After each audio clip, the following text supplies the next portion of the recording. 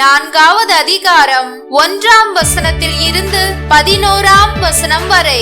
அந்நாள்களில் YONO கடும் சினம் கொண்டு ஆண்டவரிடம் முறையிட்டார்.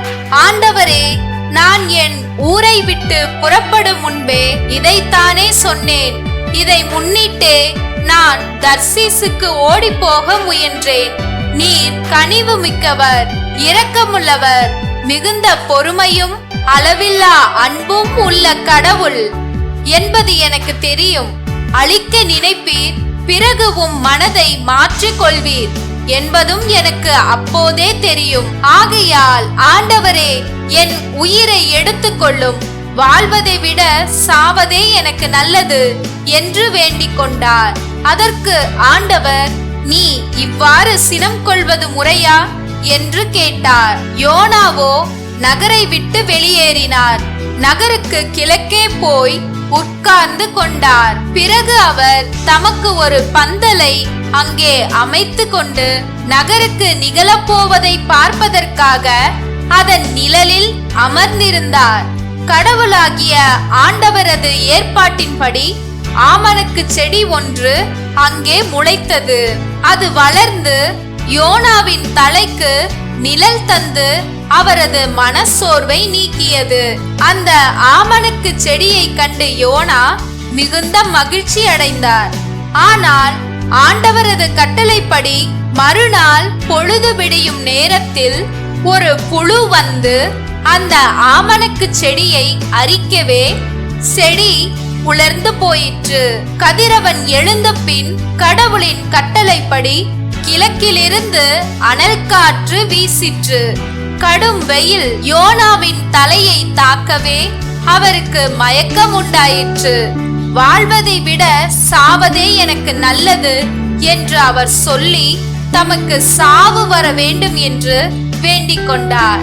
அப்பொழுது கடவுள் யோனாவை நோக்கி, ஆமணக்கு செடியை குறித்து நீ இவ்வாறு சினம் கொள்வது முறையா என்று கேட்டார். அதற்கு யோனா, ஆம், முறைதான். செத்து போகும் அளவுக்கு நான் சினம் கொள்வது முறையே என்று சொன்னார். ஆண்டவர் அவரை நோக்கி, அந்த செடி ஓர் இரவில் முளைத்தெழுந்து மறு இரவில் முற்றும் அழிந்தது. நீ அதற்காக உழைக்கவும் இல்லை, அதை வளர்க்கவும் இல்லை. அதற்கு இவ்வளவு இரக்கம் காட்டுகிறாயே. இந்த நினிவே நகரில் 120,000க்கும் மேற்பட்ட மக்கள் இருக்கிறார்கள். வழக்கை எது, இடக்கை எது என்று கூட சொல்ல தெரியாத இத்தனை மக்களும் அவர்களோடு எண்ணிறந்த கால்நடைகளும் உள்ள இந்த மாநகருக்கு நான் இரக்கம் காட்டாமல் இருப்பேனா என்றார். லூக்கா 11வது அதிகாரம் 1ஆம் வசனத்தில் இருந்து 4ஆம் வசனம் வரை. அக்காலத்தில் இயேசு ஓர் இடத்தில் இறைவனிடம் வேண்டிக் கொண்டிருந்தார். அது முடிந்ததும் அவருடைய சீடர்களுள் ஒருவர் அவரை நோக்கி, ஆண்டவரே, யோவான் தம் சீடருக்கு இறைவனிடம் வேண்ட கற்றுக் கொடுத்தது போல் எங்களுக்கும் கற்றுத்தாரும் என்றார்.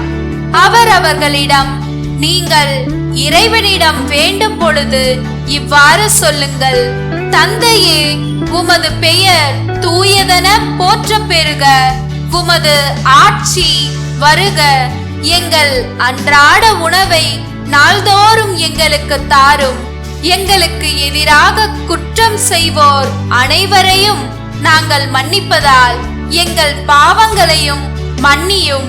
எங்களை சோதனைக்கு உட்படுத்தாதேயும், தீயோரிடம் இருந்து எங்களை விடுவித்தருளும் என்று கற்பித்தார்.